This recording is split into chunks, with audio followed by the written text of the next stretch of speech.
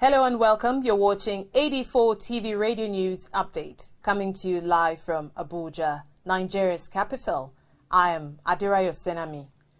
Taiwan's army is carrying out a live fire drill in the central city of Taichung on Thursday as part of a major military exercise against the backdrop of rising tensions with China across the Strait and the South China Sea.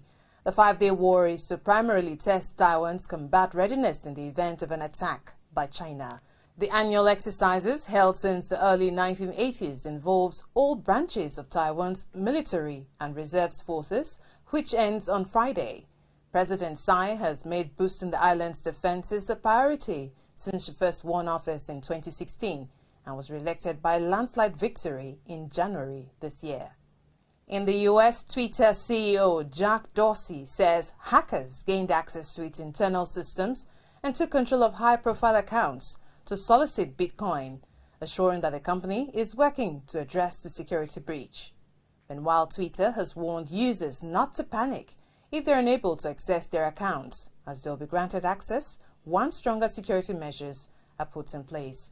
Other accounts targeted include billionaire Elon Musk, Amazon founder Jeff Bezos, investor Warren Buffett, amongst others. Former Nigerian President Goodluck Ebele Jonathan has been appointed as special envoy by the Regional Economic Community for West African States, ECOWAS, to help mediate in Mali's political crisis. Tensions in Mali escalated late April after legislative elections were held, and several dozen candidates disputed the official results issued by its constitutional court.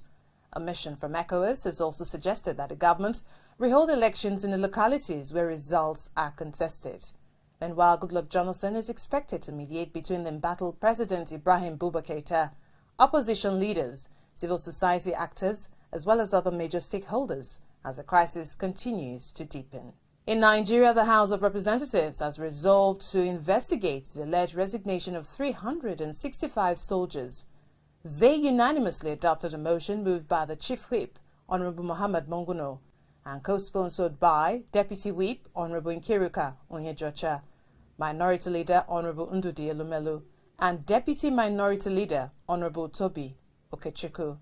The Chief Whip stated that the House was disturbed that military sources have attributed the massive resignations to loss of morale, unimproved allowances, mass casualties in the hands of Boko Haram terrorists due to lack of intelligence apparatus and fighting equipment, as well as poor welfare packages for them and their families by the army authorities. They set up a committee on army to investigate these allegations and report back in 1 week. We'll take a break now. When we return, Iran to hold protesters' executions after social media storm. Stay with us, details coming shortly. AD4 TV Radio, with focus on education with emphasis on research and innovation, science and technology, women and girl child education, children, health, youth and sports, socio-political and economic reforms, security, environment, entrepreneurship, and entertainment. Will give you information at your fingertips. Learn on the go. Follow AD4 TV Radio on Facebook, Twitter, LinkedIn, Instagram, and YouTube. AD4 TV Radio, reliable and credible. We love you, AD4 TV Radio. Welcome back. You're watching 84 TV Radio News Update. The 6 southwest states in Nigeria have agreed to reopen schools in August to enable graduating students to sit for the West Africa Senior Secondary School Certificate Examination (WASC).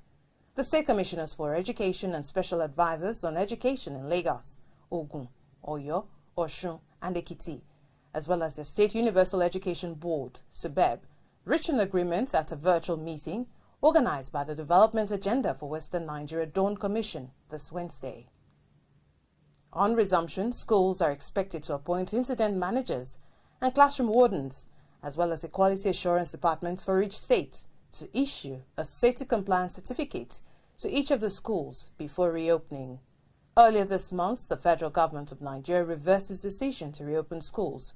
It also withdrew students of Unity schools from writing the WASC exams scheduled for August 5th to September 5th, 2020. Meanwhile, Iran's judiciary says it might hold the executions of 3 young men convicted in connection with November's mass anti-government protest following a social media campaign by many celebrities.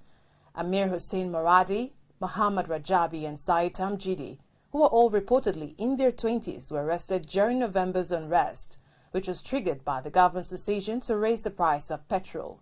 This Wednesday, the judiciary announced that its chief would consider any request from the men to review their sentences, and their lawyers could also examine the court papers and evidence against their clients.